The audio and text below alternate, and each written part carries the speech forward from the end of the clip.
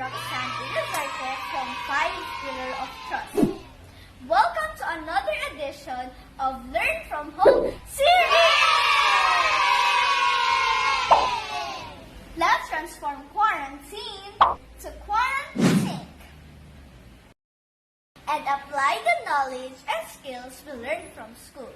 So for today's video, we're going to make homemade fluffy pancakes!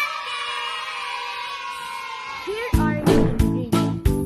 1 1/2 cup of all-purpose flour, 4 tablespoons of baking powder, 2 tablespoons of sugar, pinch of salt, 1/4 cup of melted butter, 1 egg, 310 ml of milk, 1/2 teaspoon of vanilla extract. Here are the tools needed: spatula, hand whisk, bowl, and frying pan. Now, let's mix all the ingredients. Let's start with the dry.